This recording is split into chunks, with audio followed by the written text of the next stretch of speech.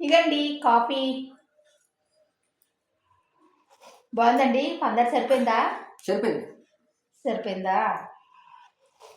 అదేటండి బొత్తిగా కాఫీలో పంచదార లేకుండా పంచదార సరిపోయిందని తాగుతున్నారు. ఏమండి మిమ్మల్ని ఏం తిట్టేస్తానా కొట్టేస్తానా? సరిపోతే సరిపోవాలని చెప్పాలి, లేకపోతే లేదని చెప్పాలి. ఏటండి భార్య అంత భయపడిపోయినట్టు ప్రజలకు నిరూపిస్తున్నారు. మీరు బొత్తిగా మారిపోయారండి. ఏది కాఫీలో పంచదార వేసుకొస్తా. ఇగండి పంచదార వేసాను. ఇప్పుడు సరిపోయిందండి. సరిపోయింది. అదేంటండి బొత్తిగా ఇంత పంచదారతో తాగుతున్నారు.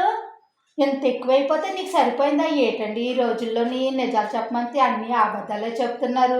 ఇంత పంచదార ఈ వయసులో మనం తాగితే ఇంకేమైందండి? షుగర్లు వచ్చి పడిపోవు. ఏటోనండి బొత్తిగా మీరు ఈ మధ్యన మారిపోయారండి నా మీద ప్రేమ. ఇదిగోనండి అంత షుగర్తో తాగకూడదు. కొద్ది పాలు వేసాను, తాగండి.